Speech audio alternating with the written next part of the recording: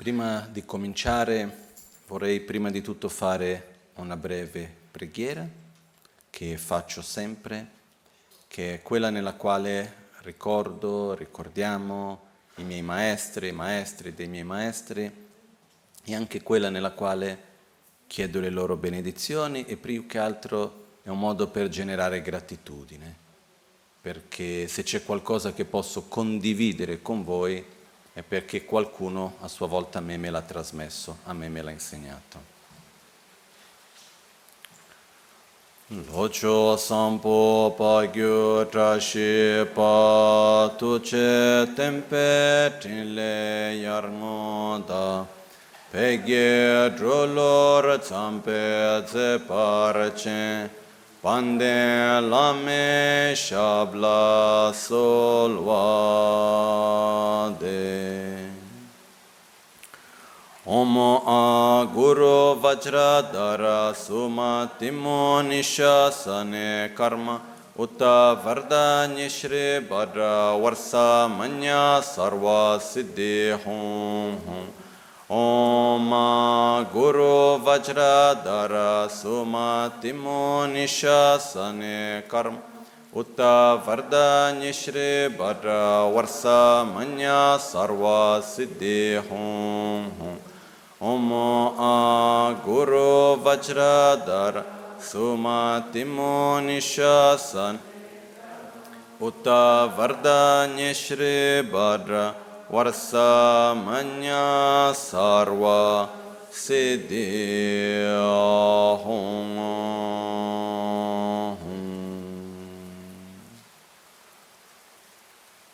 Pakyuke kudan dagi alu, pakyuke sundan dagi nga, pakyuke tukdan dagi yi, tün yerme çıktı çingi alu. Makyuke kudan dagi alu, makyuke sundan dagi nga, makyuke tukdan dagi yi, tün yerme çıktı çingi alu. Om muni muni Mahamuni Shakyamuni Swaha.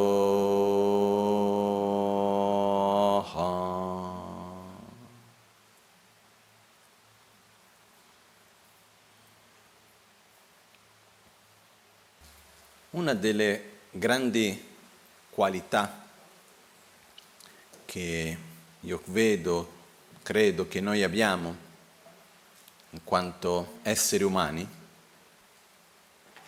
è la nostra capacità di trasmettere, di condividere da una persona a un'altra conoscenza e esperienza. È qualcosa di meraviglioso perché se noi dovessimo, ognuno di noi, ogni volta dover imparare da zero, staremo ancora lì con le due pietre cercando di fare il fuoco, no? Invece abbiamo questa capacità meravigliosa di poter prendere la nostra conoscenza, la nostra esperienza, che spesso si ottiene tramite il processo di prova, funziona, non funziona, riprova ancora, eccetera, eccetera, no? E prendere questa esperienza e riuscirle a condividere con altri, dove altri possono partire più o meno dal punto in cui noi siamo arrivati.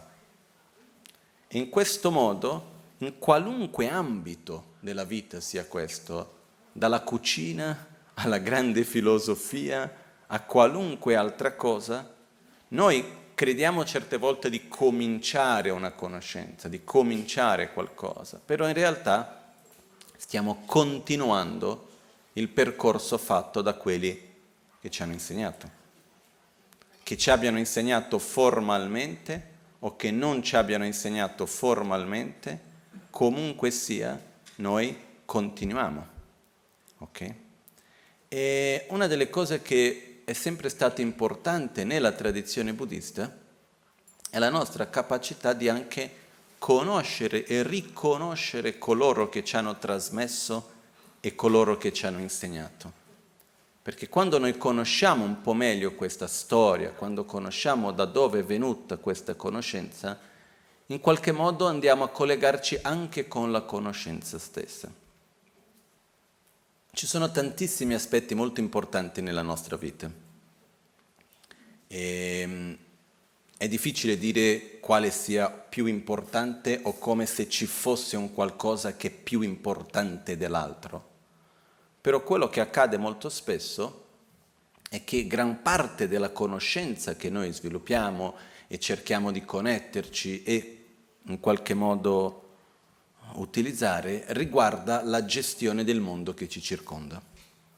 No? Quindi abbiamo tanta conoscenza riguardo la medicina, quindi il corpo, abbiamo tanta conoscenza che riguarda la parte di come costruire, di come prendere cura del cibo, di come educare, di come relazionarci fra le persone per gli aspetti anche pratici della vita di tutti i giorni. No?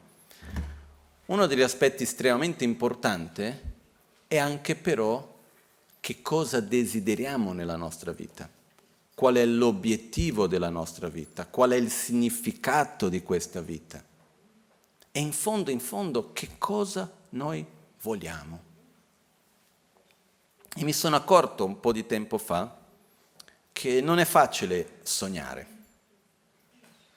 non è facile riuscire a desiderare qualcosa che va al di là di quello che noi oggi conosciamo e abbiamo. È più difficile ancora sognare qualcosa che sia coerente con le risorse e la realtà che noi abbiamo nel nostro momento presente. Ok?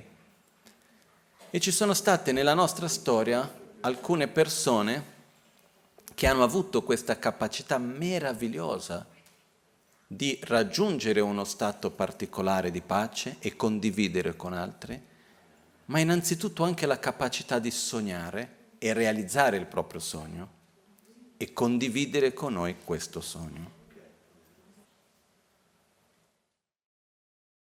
No, nella nostra vita noi mettiamo energia quotidianamente, noi facciamo delle cose, noi da quando ci svegliamo mettiamo energia. Però la domanda principale è dove? Una delle domande fondamentali è che cosa voglio? La maggioranza di noi però rimane in uno stato nel quale noi in qualche modo, come posso dire, ci rassegniamo dell'evitare un po' dove possibile delle sofferenze, dell'ottenere il più possibile di piacere e di semplicemente sopravvivere. No? Circa 2550 anni fa, in India c'è stata una persona che poi nel tempo è venuto conosciuto come il Buddha, che si chiamava il principe Siddhartha Gautama. No? Siddhartha Gautama, nato in una famiglia reale, nei clan dei Sakya, che poi effettivamente da quello che sembra non era neanche un regno come noi intendiamo per un regno, ma più che altro un grande clan, in cui suo padre era il capo di questo grande clan. No? E in Kapilavastu, dove Buddha ha vissuto, c'era anche la sede principale e si raccontano che erano più di 500 i capi che si riunivano per prendere le varie decisioni, eccetera. E di questi, il capo di tutti questi era il padre del principe Siddhartha, no? Shuddhodana.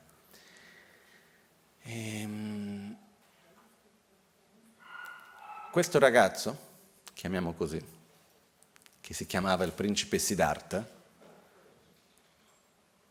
è nato in un contesto nel quale lui veniva protetto continuamente. Veniva protetto da qualunque forma di sofferenza, veniva protetto da qualunque forma di difficoltà. Questo suo padre lo faceva perché uno era molto molto attaccato a lui e non voleva assolutamente che lui in qualunque modo si staccasse dal proprio padre, dal proprio regno, no?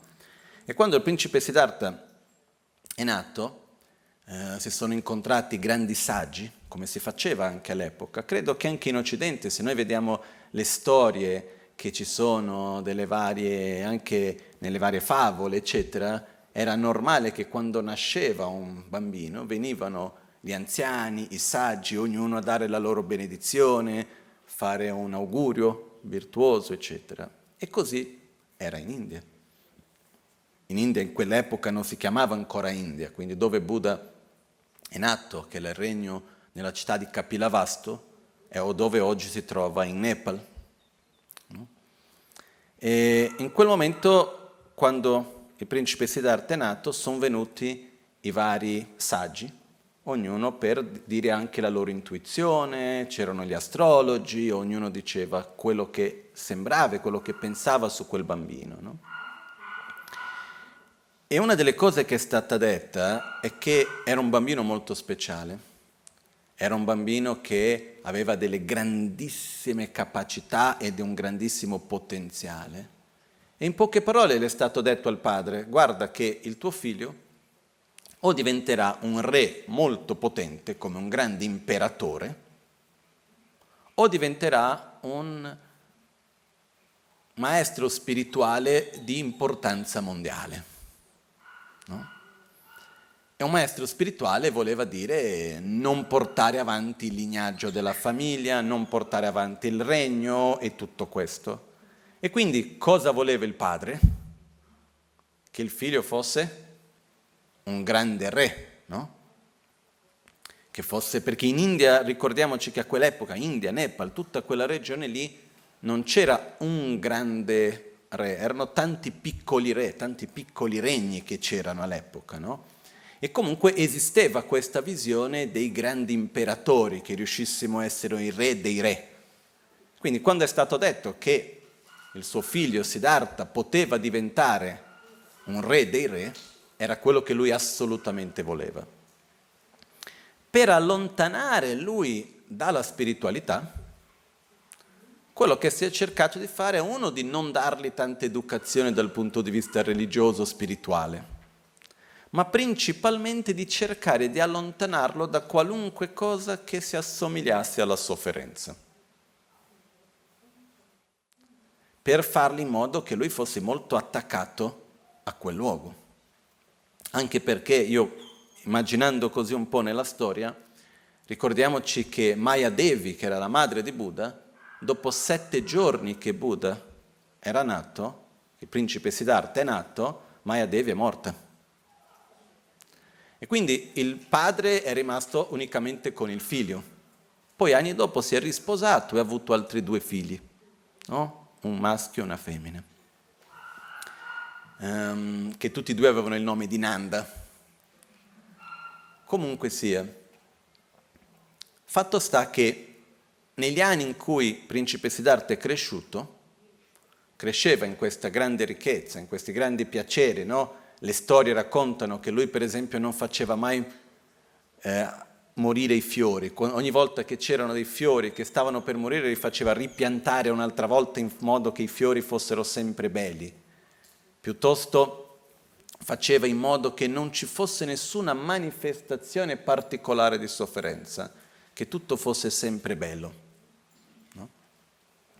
Però a un certo punto quello che accade è che il principe Siddhartha ha l'occasione, quando era già più adolescente, gradualmente di uscire dal palazzo. Lui era proibito di uscire, era proibito di entrare in contatto con altre persone fuori in un contesto che non fosse protetto. E si racconta che quando aveva intorno ai 15-16 anni gli è stato regalato un harem, aveva tutti i tipi di piaceri mondani di ogni genere possibili. Però, anche se lui aveva tutti questi piaceri, non è che questo gli desse una grande soddisfazione. E quando era un po' più grande già, è riuscito a uscire dal palazzo. E in questi momenti che è uscito dal palazzo, ha avuto 4 uscite, e in queste 4 volte che è uscito, portato dal suo assistente, che è quello che gli portava il cavallo e così via, ha avuto 4 incontri che sono stati fondamentali per lui. Il primo incontro, un giorno vedi una persona malata. Immaginiamo, è cresciuto in un contesto dove il padre non ha mai permesso che qualcuno malato fosse vicino a lui. Ha visto qualcuno malato e quindi si è chiesto: ma che cosa è questo? E le è stato spiegato: questa è la malattia. Tornando a casa chiede a suo padre: ma anche tu prima o poi ti dovrai ammalare? Ha detto: sì, e quindi anch'io, sì. Secondo incontro che ha avuto, un'altra volta uscendo, si è trovato davanti a una persona molto anziana, con tutte le sofferenze connesse con la vecchiaia. E in questo incontro lui ha visto questa sofferenza inevitabile che c'è. E quindi un'altra volta, parlando col padre, ha detto: guarda, è inutile che stiamo qua a proteggerci da tutte le sofferenze, perché tanto dovremo ammalarci e dovremo invecchiare. E poi la terza volta, uscendo, si incontrò davanti a un cadavere. E quando ha visto il corpo di una persona morta, si è trovato davanti alla realtà della morte e, tornando a casa, un'altra volta, parlando col padre, disse: guarda, è inutile che stiamo qua a fare tutta la vita meravigliosa, quando in realtà non possiamo evitare la sofferenza effettivamente. Perché fai tutto quello che vuoi, dovrai invecchiare, dovrai ammalarti, dovrai morire, e non puoi evitare le sofferenze della vita, effettivamente. E per me una delle qualità speciali che aveva Buddha era il non rassegnarsi di dover soffrire. Perché è quello che la maggioranza di noi in qualche modo fa. Abbiamo questa attitudine di dire: sì, va bene, però fa parte e comunque cerchiamo di viverla al meglio. Invece Buddha aveva questa forte certezza, anche da come lo vedo io, di poter vivere in uno stato effettivo di calma, di pace, di equilibrio, poter effettivamente andare al di là della sofferenza. E il quarto incontro che Buddha ha avuto, che è stato quello chiave alla fine, è stato che una volta uscendo lui vedi un praticante spirituale. Una persona che aveva abbandonato gli aspetti ordinari, chiamiamo così mondani della vita, per cercare di trovare una pace con se stesso seguendo un percorso interiore. E quindi questo è stato quello che, quando Buddha ha visto questo, si racconta che lui disse: questo è quello che io voglio fare. Poi a un certo punto, passano degli anni, Buddha si era sposato, no? Si chiamava Yashodhara, la sua moglie, aveva appena avuto un figlio che si chiamava Rahul. La storia racconta che Buddha aveva un ottimo rapporto con sua moglie, che manifestavano uno stato di profondo innamoramento e stavano bene, e anche con il figlio e tutto così. Però a un certo punto, quando è arrivato questo momento, è come se Buddha avesse detto: o adesso o mai più. E in una mattina molto presto, prima dell'alba, con l'aiuto del suo assistente, lui scappa del palazzo. E questo è qualcosa che spesso, quando noi guardiamo oggi, dicono: ma come, ha abbandonato il figlio, eccetera, no? Dopo la storia mette le cose a posto, mettiamola così, no? Fatto sta che Buddha vede la necessità, in questo momento era conosciuto come Siddhartha Gautama, vede questa forte necessità di trovare un suo percorso, trovare un suo stato di equilibrio, di soddisfazione, trovare il cosiddetto nirvana, andare al di là della sofferenza, e non avrebbe trovato quello nella vita che aveva. E quindi quando Buddha lascia il palazzo, va a cercare i vari maestri spirituali che c'erano all'epoca, che vengono chiamati anche Shramanas. Si racconta che durante l'epoca di Buddha quelli che sono conosciuti oggi sono intorno a 62 maestri importanti spirituali che ci sono stati alla sua epoca di vita, tra cui Buddha è stato uno di loro dopo. Quindi era un'epoca dove comunque c'erano tanti maestri spirituali, vivi, molto attivi, eccetera, dove però uno dei punti fondamentali della visione che avevano è che uno poteva raggiungere questo stato di pace, cosiddetto stato che va al di là della sofferenza, tramite il controllo della mente e il controllo del corpo, usando le tecniche di ascetismo. Le tecniche di ascetismo sono delle tecniche di meditazione, ma poi dopo anche di attività di certe cose fisiche, nel quale si porta il corpo a degli estremi assurdi, però riuscendo a mantenere il proprio equilibrio interiore, no? Quindi ancora oggi in India ci sono tantissimi praticanti di ascetismo e ci sono quelli che io ho già visto che prendono l'impegno, alza la mano, non la abbasserò mai più. Passano 30 anni ancora con la mano su, no? Piuttosto, immagina la forza di volontà necessaria per fare una cosa del genere. Ci sono quelli che prendono l'impegno, chiudo la mano, non l'aprirò mai più. E quindi anche le unghie crescono dentro facendo male e uno riesce comunque a mantenere quella forza di volontà. Però uno dei punti principali di queste pratiche di ascetismo era quella di entrare in stati meditativi molto profondi, nel quale uno entra in questo stato di sorta di beatitudine, dove non sente più il corpo, dove non c'è più sofferenza fisica, non c'è più sofferenza mentale, e uno entra in questo stato totale di neutralità e di beatitudine. E Buddha, in ogni volta che ha seguito uno di questi sistemi, in poco tempo riusciva a raggiungere gli stati che venivano trasmessi, insegnati da loro. Però quello che vedeva è che non bastava. Una delle cose che si era accorto è che anche quando stava in momenti di meditazione molto profondi, anche se durante quei momenti di meditazione qualunque forma di manifestazione di sofferenza e di stati mentali che potessero portare alla sofferenza venissero cessati, prima o poi quello stato meditativo finiva. E quando finiva quello stato meditativo, un'altra volta ancora si trovava nella stessa situazione di prima.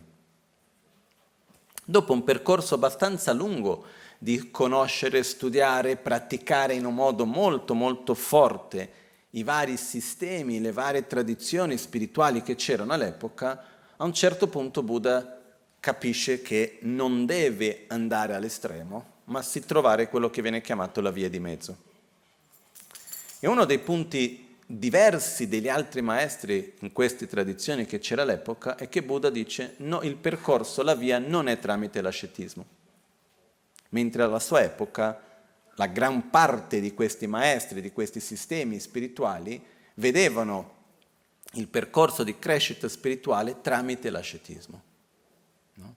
Si racconta che in un periodo della vita di Buddha, prima di trovare questa via di mezzo, andava agli estremi più assoluti, ha passato periodi lunghissimi senza mangiare, ha fatto diverse pratiche, c'è una che viene chiamata quella dei 5 fuochi, dove si accende un fuoco sopra la testa e uno in ognuno dei 4 lati, e uno deve stare in questo stato meditativo in mezzo a questi 5 fuochi, mantenendo la propria stabilità, eccetera. Cose abbastanza estreme.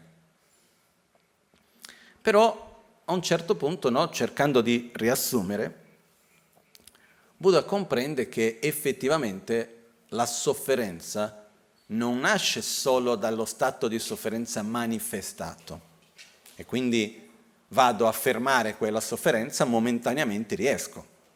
È un po' come per dire se uno fa un'anestesia profonda, mentre è in quello stato senza pensieri, eccetera, non senti il dolore, eccetera. È come se loro avessero in qualche modo sviluppato delle tecniche di autoanestesia tramite la meditazione. Però prima o poi l'anestesia finisce, anche se potessero stare per periodi molto lunghi. E Quindi Buddha lasciò tutto questo, i suoi compagni di pratiche di ascetismo che erano diventati suoi allievi, discepoli, l'hanno mollato perché quando lui ha detto che il percorso non doveva essere quello dell'ascetismo a tutti gli effetti, l'hanno visto un po' come se lui fosse debole, quindi che lui non aveva più la forza per fare l'ascetismo e l'hanno mollato. E lui da questo momento andò verso la foresta, si racconta che in questi anni lui già praticava nella foresta e andò in un luogo che oggi è conosciuto come Bodh Gaya. E durante il suo proprio processo raggiunse questa consapevolezza che la sua sofferenza e quella di tutti gli altri nasceva principalmente da 3 cose, che era la propria ignoranza, la propria avversione, rabbia e il proprio desiderio illimitato, attaccamento. Insieme con questi, tutta la parte che riguarda quindi le azioni o quello che viene chiamato il karma.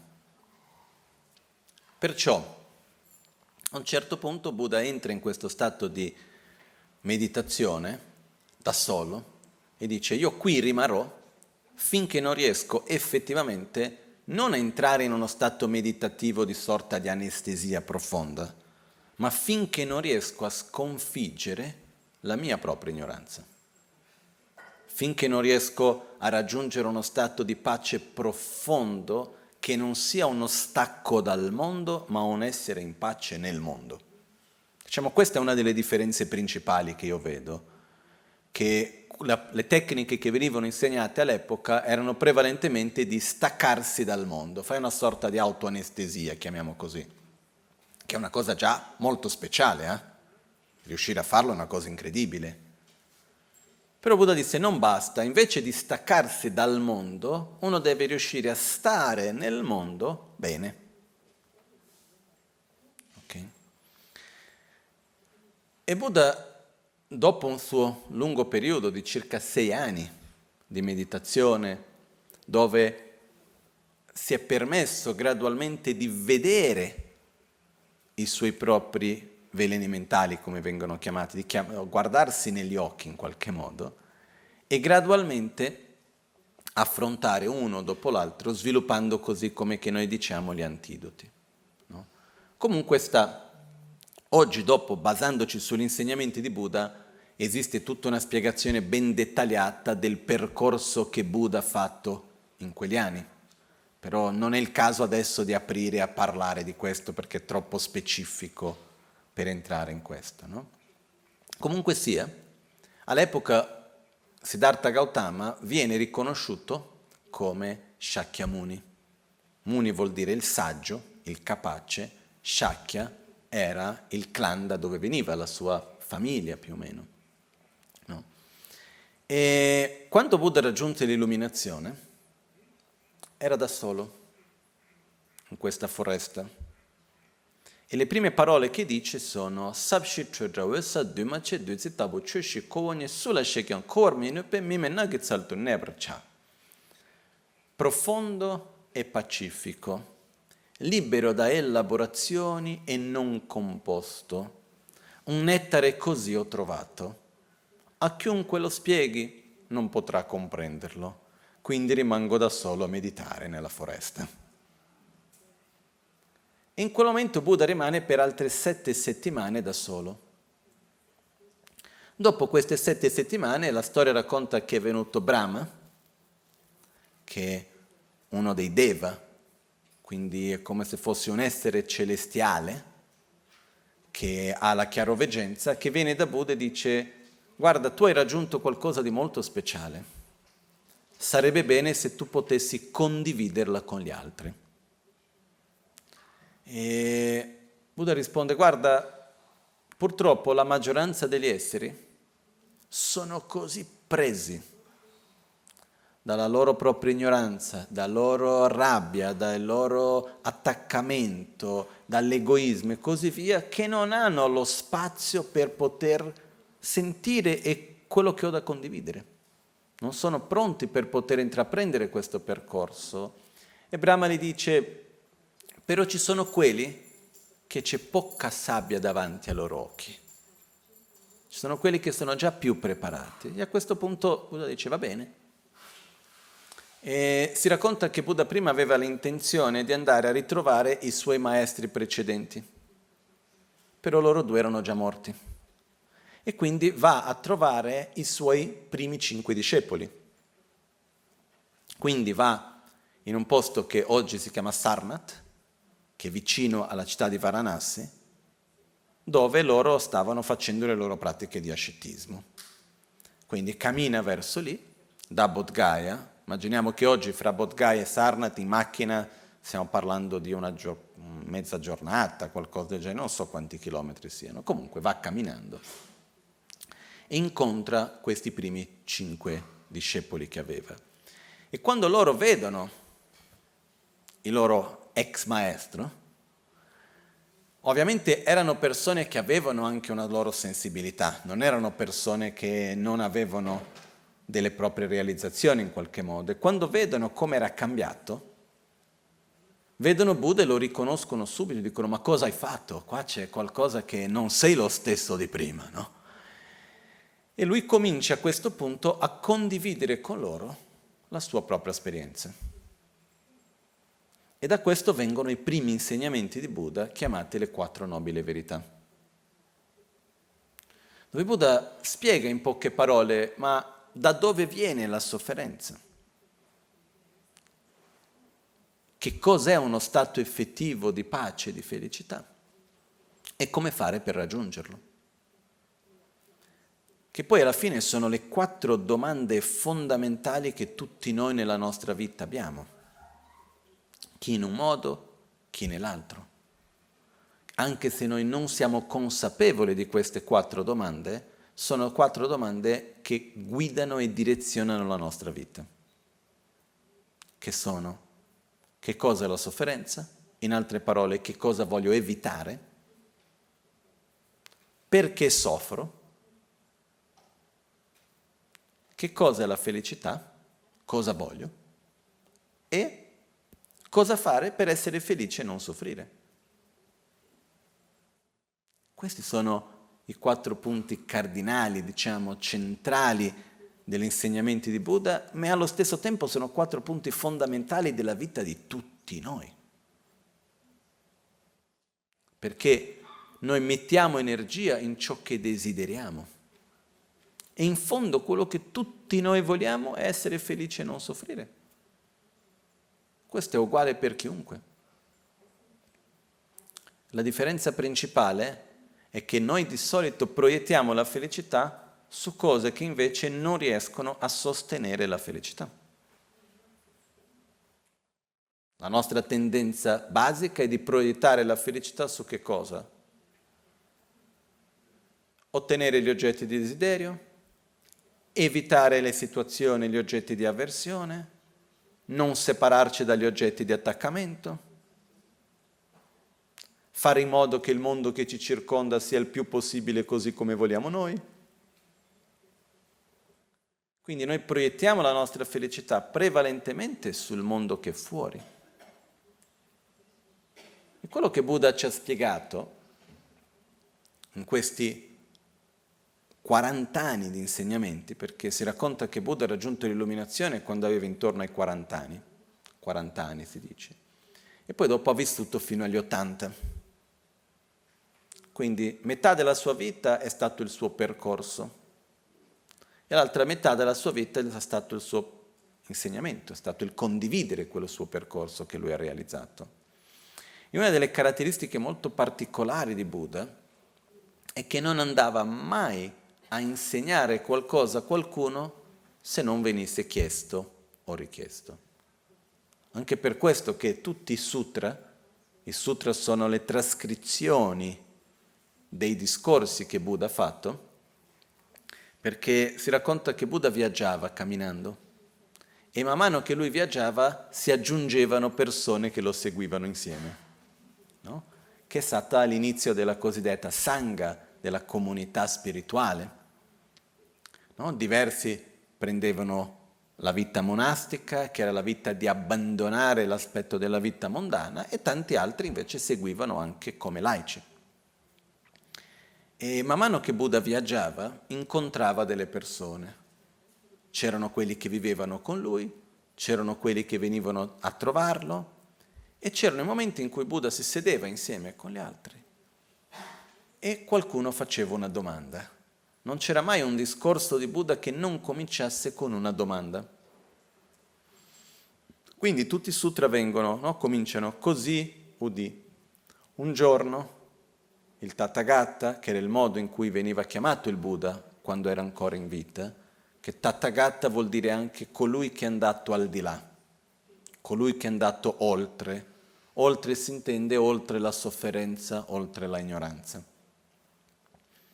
E quindi il Tathagata si trovava in questo luogo, con queste e quelle persone, quella persona lì è venuta e ha fatto questa domanda. E Buddha così ha risposto. E uno dei punti fondamentali di questo è che parte dal principio che nessuno può forzare qualcun altro a comprendere o a vedere il mondo in un certo modo. E la base per poter ricevere è chiedere ed essere aperti a ricevere. Quindi in tutti i momenti Buddha sempre rispondeva a delle domande. E si racconta che alla sua epoca la gente aveva una memoria molto buona. E quindi quando Buddha ha lasciato il corpo, è morto, no? Formalmente si usa il termine entrato in paranirvana, comunque in parole povere è morto, che aveva 80 anni, i suoi discepoli si sono riuniti e loro raccontavano i vari eventi che loro hanno vissuto insieme con Buddha. E la cosa che accadeva è che non lo mettevano per scritto, perché tantissimi di loro avevano una memoria perfetta e quindi si ricordavano di tutto quello che veniva raccontato. Perciò è come per dire, quando c'è una storia, una conoscenza, e siamo in tanti e tutti noi lo ricordiamo nello stesso modo, quella conoscenza è viva. Poi circa 300 anni dopo la morte di Buddha sono cominciate versioni un po' diverse delle stesse storie. E a questo punto si sono messi insieme e hanno detto dobbiamo metterlo per scritto, perché cominciano a sorgere versioni leggermente diverse. Quindi i sutra di Buddha sono stati scritti circa 300 anni dopo la morte di Buddha. Anche se prima di questo, quando Buddha è morto, i suoi vari discepoli si sono riuniti e uno per volta raccontava le esperienze che aveva avuto e più che altro gli insegnamenti che aveva ricevuto. Quindi tutti si sono riuniti e uno dopo l'altro si sedeva in un trono che era stato fatto e raccontava. E poi questi racconti degli insegnamenti, eccetera, sono stati messi tutti insieme e sono stati mantenuti in vita per circa 300 anni nella memoria delle persone che erano lì e che la tramandavano di generazione in generazione. E poi dopo sono stati messi per scritto. Però uno dei punti fondamentali è che Buddha è riuscito, per me, a darci non solo una via, ma una visione diversa del mondo. E questo è uno dei punti più importanti, no?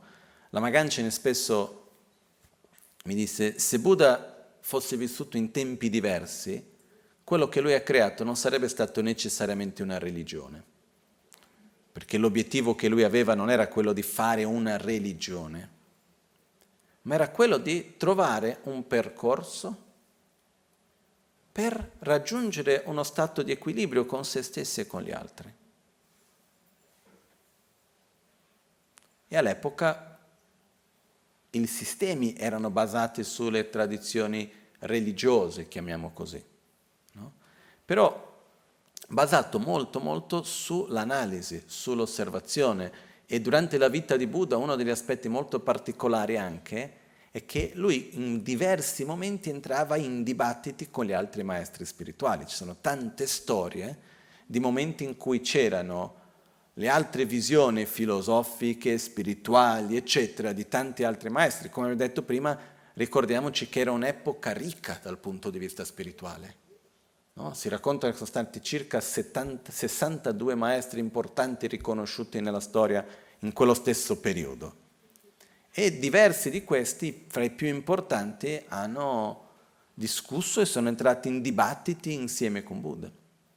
E una delle cose molto speciali per me di quell'epoca, e anche per qualche secolo dopo, è che la cosa più importante era la verità. Quindi quando due maestri entravano in un dibattito, quello che perdeva, e per perdere si intende dire quello che alla fine contraddiceva la sua propria visione, dice ok, il mio modo di vedere non è giusto, il tuo è quello giusto, naturalmente si convertiva alla tradizione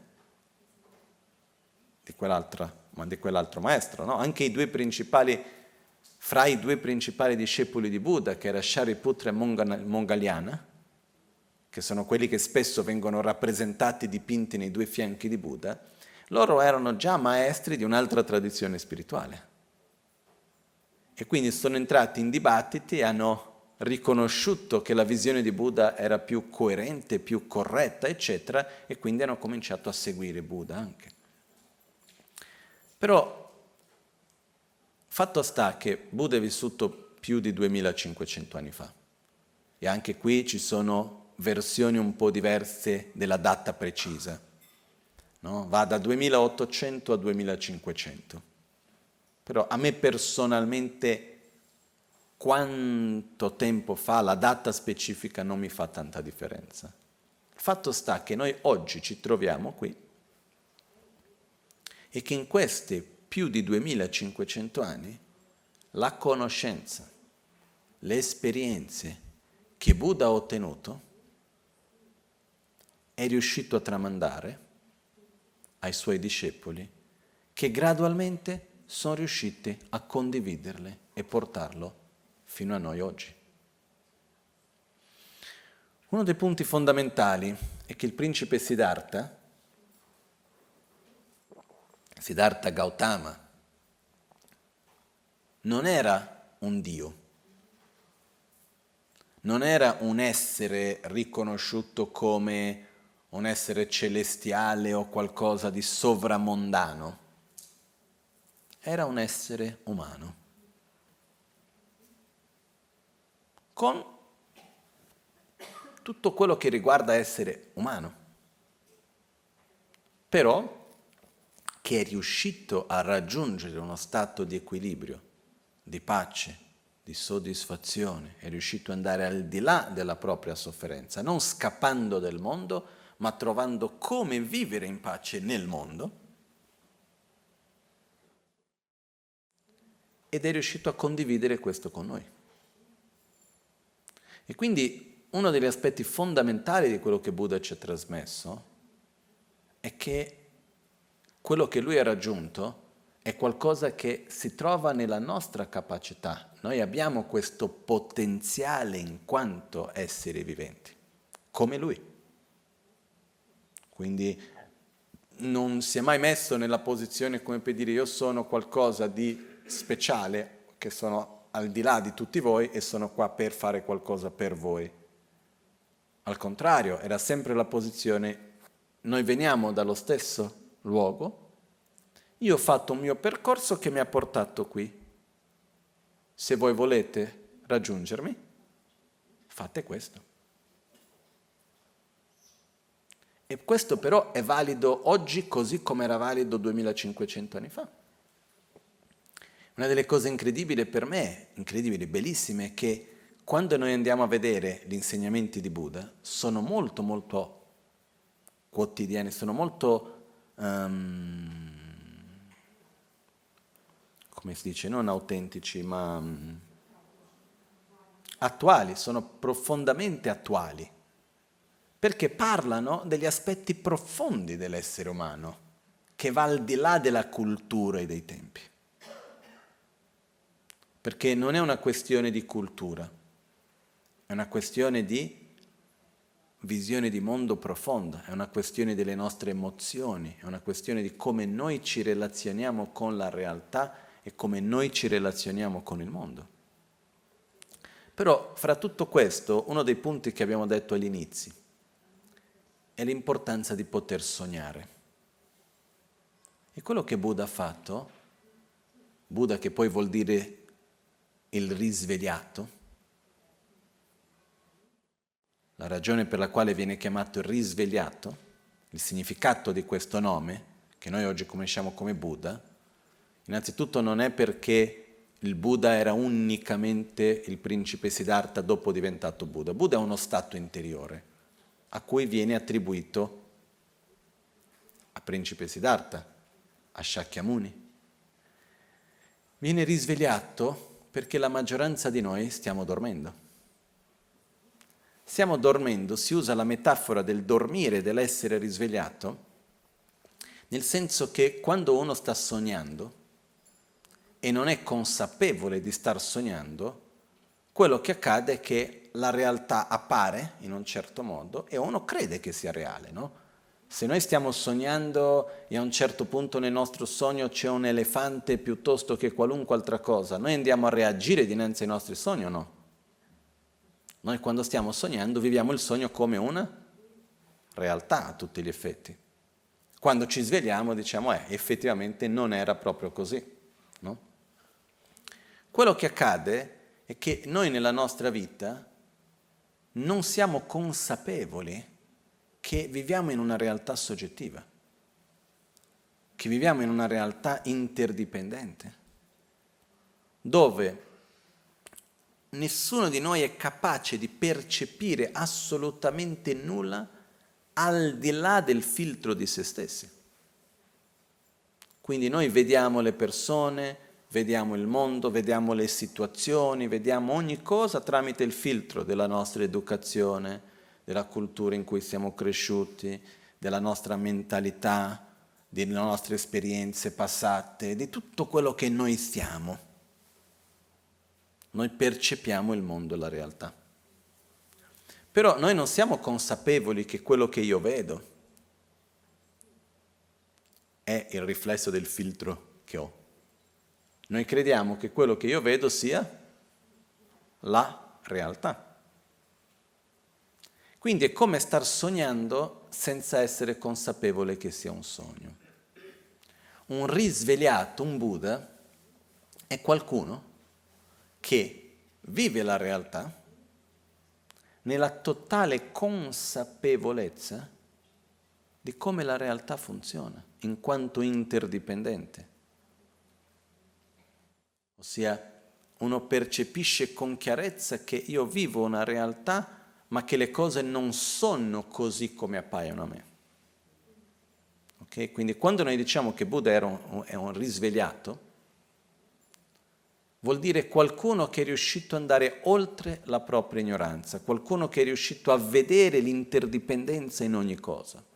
Sono concetti un pochettino complessi, che adesso in poche parole si fa fatica a entrare a fondo.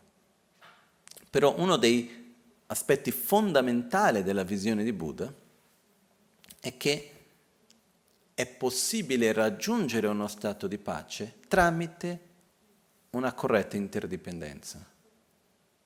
Perché la nostra mente è malleabile, la nostra mente si trasforma a secondo delle interazioni.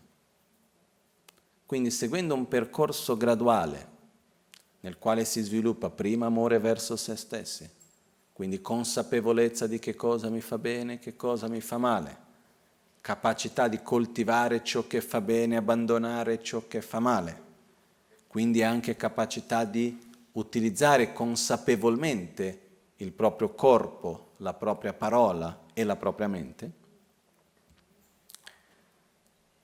questo porta al primo passo, che è quello di riuscire prima di tutto a avere, chiamiamo così, controllo di se stessi. No? Che è una cosa fondamentale. Se noi vediamo oggi come oggi, quali sono una delle più grandi difficoltà che tanti di noi abbiamo? Che la nostra mente è come se non fosse nostra. La mente va dove vuole, vive continuamente come una reazione a ciò che accade intorno a noi, invece di avere un proprio equilibrio e una propria direzione. Quindi il primo passaggio è quello in cui Buddha ci insegna come fare per raggiungere questo stato di equilibrio e di, chiamiamo così, controllo. Prima di tutto partendo dal corpo, poi alla parola, per poi dopo arrivare alla mente. Successivamente, Buddha ci insegna che non basta. Oltre che avere un nostro proprio equilibrio, dobbiamo prendere cura anche degli altri. Quindi si arriva alla seconda parte, che è amare gli altri. Riuscire ad andare oltre il nostro proprio egoismo. Uno dei punti fondamentali degli insegnamenti di Buddha è che una delle cause primarie, la principale causa in realtà della nostra sofferenza, è la nostra ossessione all'autogratificazione. È questo continuo pensare all'io e il mio e incapacità di vedere l'altro, dove facciamo tutto sempre per l'io e il mio, l'io e il mio, l'io e il mio continuamente. Quindi fa parte del percorso gradualmente imparare a vedere e amare gli altri. Insieme con questo, il terzo punto fondamentale è quello che viene chiamato sviluppare una corretta visione della realtà, che è quello nel quale uno impara gradualmente a vedere ciò che è impermanente come essendo impermanente. Perché la nostra tendenza è che anche se sappiamo tutti che viviamo in una realtà che è impermanente, appare a noi come se fosse permanente e noi ci relazioniamo alla realtà impermanente come se fosse permanente. Quindi vedere l'impermanente come permanente è ignoranza. Quindi uno dei primi passaggi è quello di riuscire a non solo vedere, ma relazionarci con la realtà che ci circonda e noi stessi come essendo impermanente, come essendo continuamente in trasformazione. E questo ci porta a un argomento che vedremo dopo, che è il karma, perché è il potere dell'interazione, è il potere che c'è nelle azioni stesse.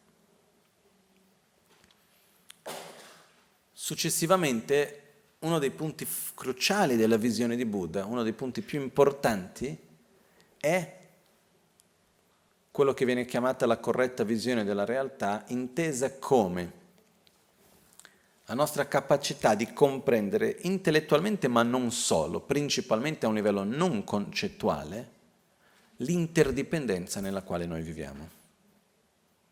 Non solo l'interdipendenza fra gli oggetti e le cose, ma anche l'interdipendenza fra l'osservatore, ossia l'essere, e la realtà che viene percepita. Ok?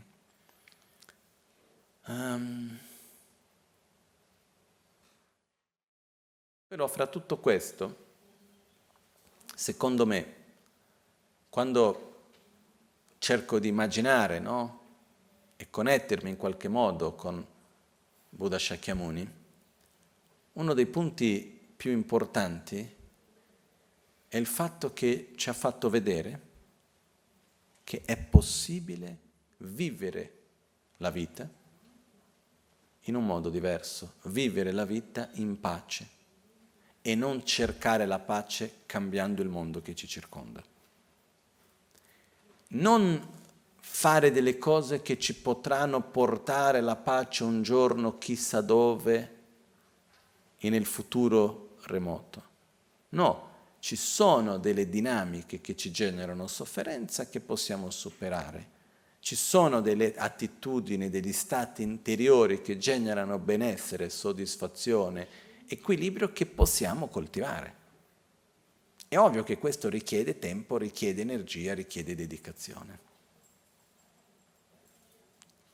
E all'epoca di Buddha stesso, praticamente, un po' per modo di dire, il clan dei Shakya si è praticamente svuotato perché i suoi fratelli sono diventati suoi discepoli, la sua moglie è diventata sua discepola, il suo figlio è diventato suo discepolo, la sua, diciamo, la nuova regina, la nuova moglie del re, che è stata poi la madre che l'ha cresciuto, è diventata sua discepola, i suoi cugini sono diventati suoi discepoli, e c'è stata una cosa nella quale poi alla fine, no, il figlio di Buddha e Yashodhara, la sua moglie, hanno passato il resto della vita insieme con lui, vivendo nelle varie comunità spirituali che avevano creato all'epoca, e quindi hanno continuato questo percorso insieme, no? Per questo io non ho mai visto, solo per ritornare a un punto che mi ho toccato prima, come se Buddha avesse in qualche modo abbandonato la famiglia. Lui si è allontanato per sviluppare delle risorse che li potesse aiutare meglio. No?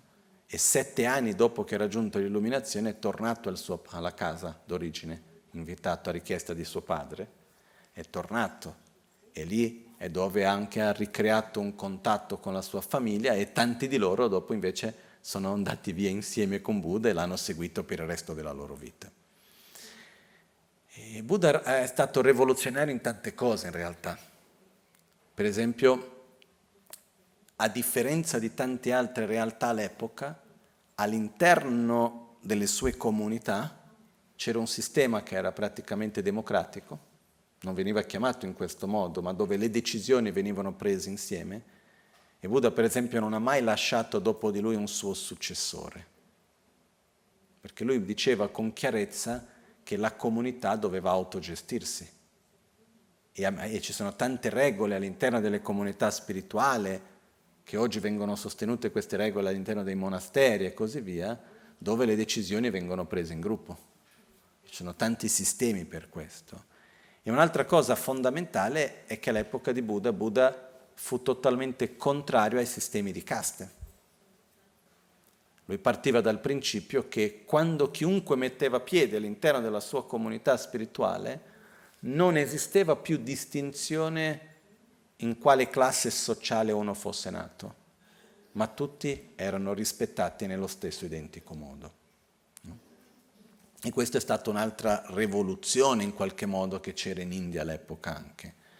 Quindi, da come vedo io, Buddha Shakyamuni non solo è stata una persona che è riuscito a raggiungere uno stato profondo di pace, detto nirvana, e condividere questo in un modo eccellente, adattandosi alla necessità e capacità di ognuno, che è quello che ha permesso poi dopo, nei secoli, a questa conoscenza e esperienza di essere tramandate e arrivare fino a noi oggi.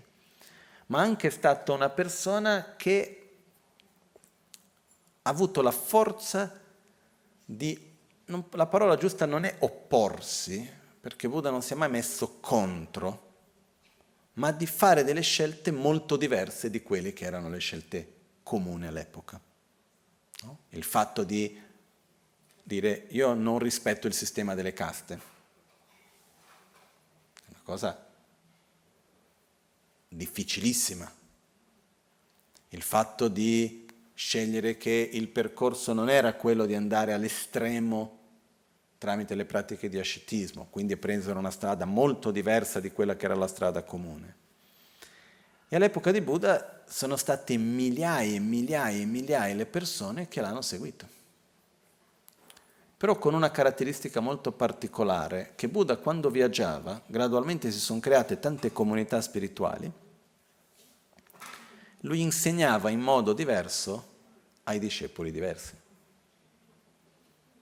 Quindi anche le comunità monastiche esistono 18 versioni diverse, perché sono 18 luoghi in cui Buddha ha dato gli stessi insegnamenti un po' diversi. Perché? Perché erano persone in contesti diversi, che avevano delle necessità diverse, quindi le regole erano diverse. Quando Buddha insegnava ai re, insegnava in un modo, quando insegnava a una persona, in un padre di famiglia, li insegnava in un altro, quando gli parlava a un monaco li insegnava in un altro.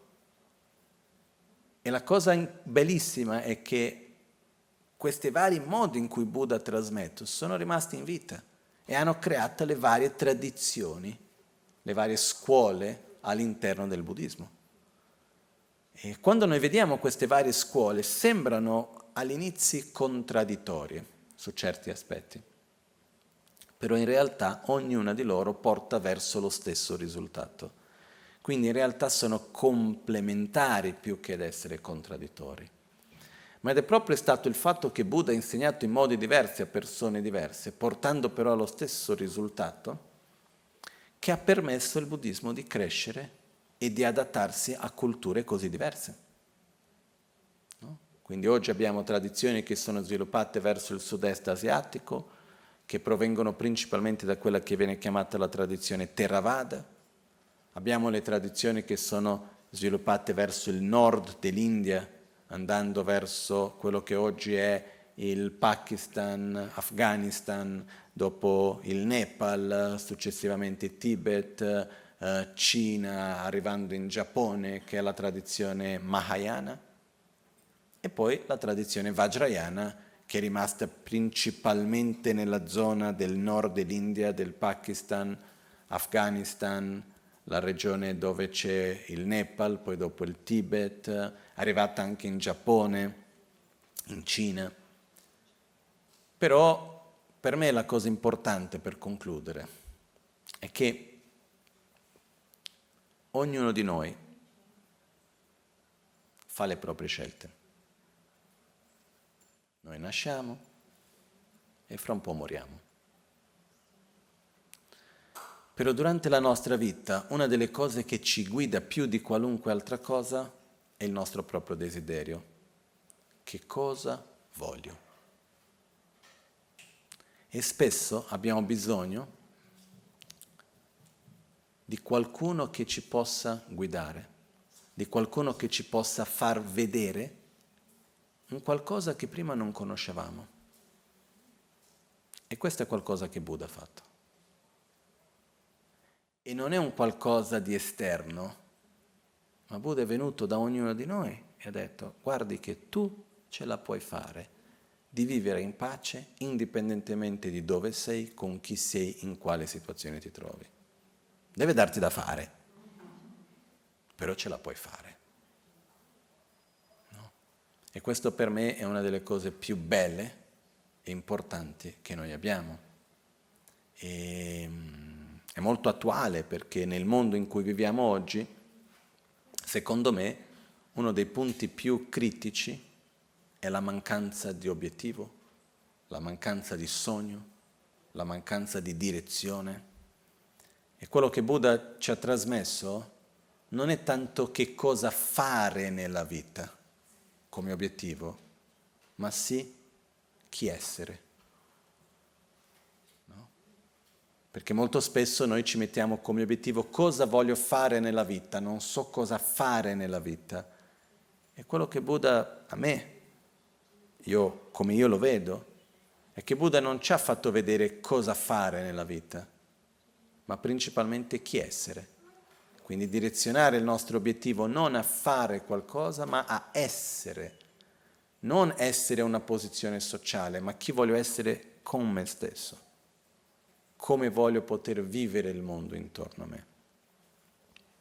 E siamo molto fortunati perché ancora oggi abbiamo la possibilità di seguire e avere accesso a questi insegnamenti. No? Una delle caratteristiche speciali degli insegnamenti di Buddha è che non c'è proselitismo, perché Buddha non ha mai cercato di convertire nessuno e questo è rimasto anche nei secoli successivi. Per quello che spesso le comunità buddiste sembrano un po' chiuse, non perché non si siano chiuse, ma perché non hanno questa, nel proprio DNA, diciamo, questo fatto di dover convertire qualcuno. E un altro aspetto, non esistono i dogma.